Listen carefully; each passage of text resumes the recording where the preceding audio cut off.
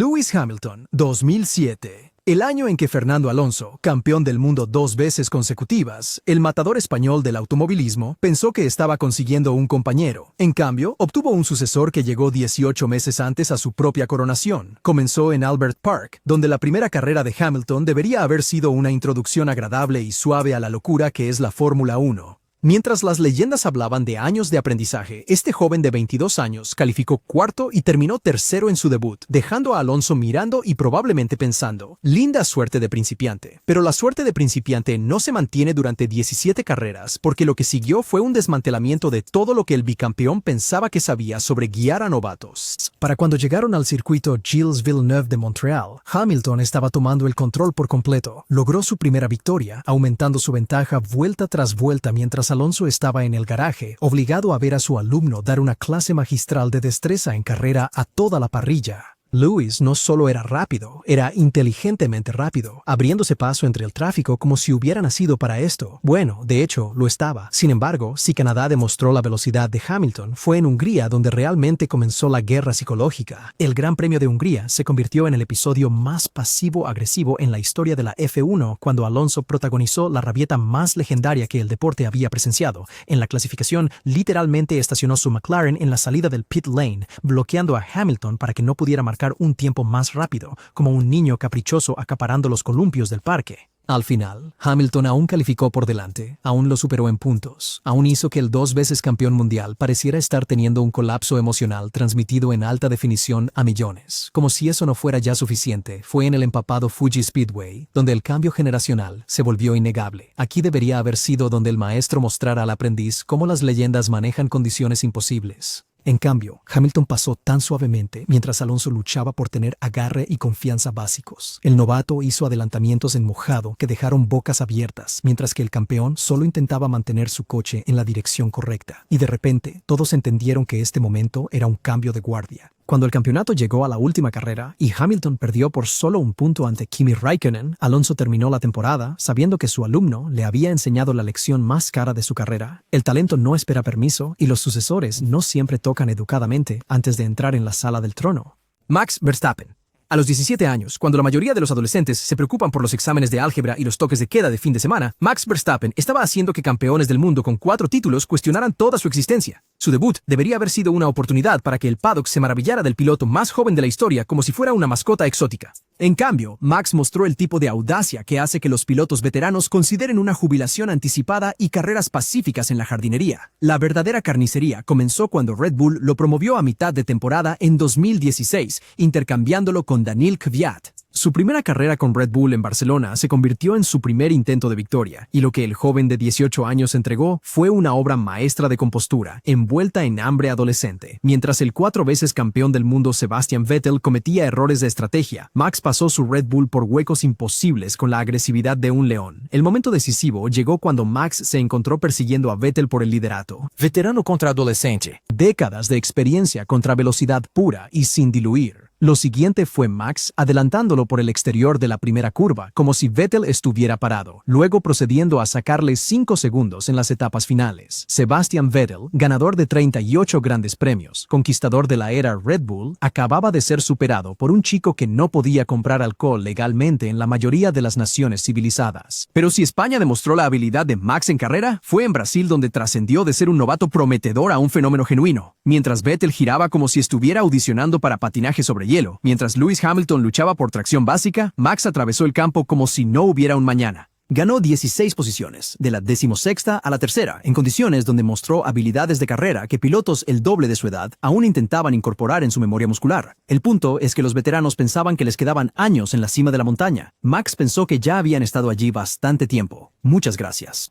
Oscar Piastri. Mientras el paddock se obsesionaba con novatos más llamativos y personalidades más ruidosas, Oscar Piastri perfeccionaba silenciosamente el arte de hacer que los pilotos experimentados cuestionaran cada decisión que los llevó a compartir una pista de carreras con él. Este chico de Melbourne terminó octavo y anotó puntos en su primera carrera, pero el detalle microscópico que lo cambió todo fue cómo superó casualmente a su compañero de equipo Lando Norris, un ganador de carreras, como si fuera la progresión más natural del universo. El paddock apenas notó este cambio sísmico. No hay problema, sí, pero Oscar tenía que darles algo para que realmente lo notaran. Para cuando llegaron a la trampa mortal de concreto de Bakú, Oscar había refinado su enfoque a algo que se acercaba a la perfección. Clasificó octavo, luego completó 51 vueltas de absoluta perfección en uno de los circuitos más implacables que existen. Ni un solo error, ni una sola equivocación. Terminando quinto por delante de pilotos con 10 veces su experiencia, que probablemente estaban buscando en Google una retirada elegante del automovilismo entre sesiones.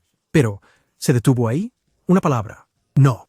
Fue en Hungría donde Oscar Piastri dejó de pedir permiso y comenzó a tomar lo que le correspondía, comenzando cuarto mientras su compañero Lando estaba en la pole position, excepto que Oscar tenía planes que no incluían ser el actor secundario en la historia del campeonato de otra persona. Cuando se apagaron las luces, Oscar hizo movimientos tan perfectamente calculados, adelantando a ambos McLaren delante de él, incluido su propio compañero de equipo, con un adelantamiento tan limpio que parecía increíble. La hermosa ironía se desarrolló cuando el equipo de estrategia de McLaren decidió usar a Oscar como una pieza de ajedrez en la narrativa de victoria de Lando. Lo hicieron entrar a boxes primero, sacrificaron su posición en la pista, trataron a su novato como un elenco de apoyo prescindible en una historia que pensaban que estaban escribiendo. Oscar tenía ideas diferentes sobre su papel en este guión en particular, y cuando finalmente hicieron entrar a Lando a boxes y sugirieron amablemente que Oscar podría considerar dejarlo pasar para la victoria, ocurrió algo sin precedentes en la jerarquía educada de la Fórmula 1. Oscar, la persona más cortés en el automovilismo, dio el absolutamente no más devastadoramente diplomático en la historia de la F1. No solo ganó su primera carrera, ganó superando la estrategia de su propio equipo,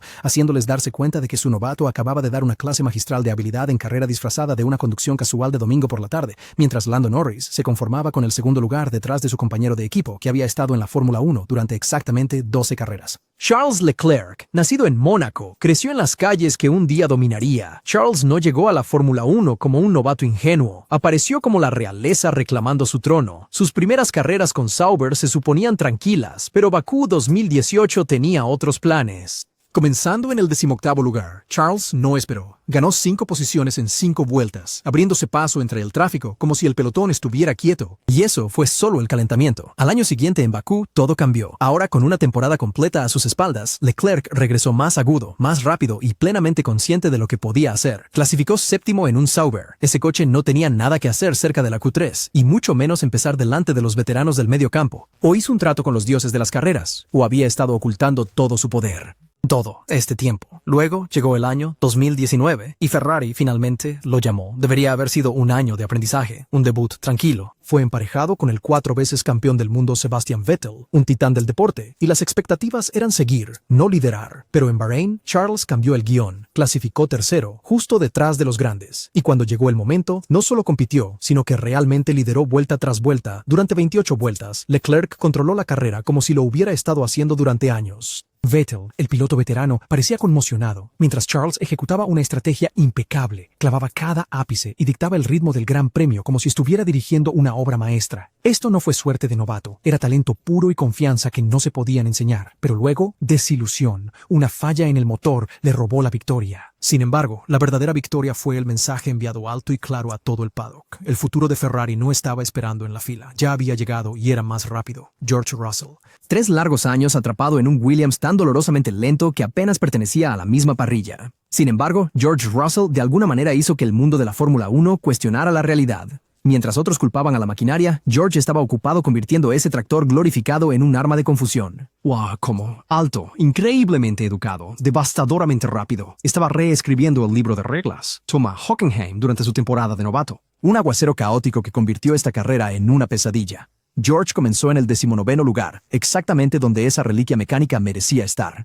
Pero mientras campeones como Hamilton y Vettel perdían el control bajo la lluvia, Russell pasó como si hubiera hecho un trato con los dioses de la tormenta. Del 19º al 11º en un coche que no debería haber salido del pit lane. Ese fue el momento en que la gente dejó de reírse del chico en el Williams. Pero esa no fue la obra maestra. Spa 2021, un circuito ahogado en condiciones de monzón. El paddock apenas funcionaba, pero el querido Russell, trascendente, puso al Williams, sí, ese Williams, en la primera fila. Clasificó segundo detrás de Max Verstappen. El mismo coche que usualmente necesitaba intervención divina para escapar de la Q1 ahora parecía un contendiente al campeonato. Todo gracias al único e inigualable George Russell. Lewis Hamilton, en un coche mucho más superior, solo pudo lograr el tercer lugar. El mundo de la Fórmula 1 se cortocircuitó colectivamente. Russell no solo había vencido a Hamilton, parecía que había justificado la física. Franco Colapinto, 2024. No se suponía que debía estar aquí. Un reemplazo a mitad de temporada para Logan Sargent, sacado de Fórmula 2 con 9 carreras restantes en la temporada y lanzado a las aguas infestadas de tiburones de la Fórmula 1. Lo que nadie esperaba era que este argentino de 21 años tratara su inesperado ascenso como una invitación personal para reescribir los libros de récords sobre lo que los pilotos novatos podrían lograr cuando se enfrentan a circunstancias imposibles.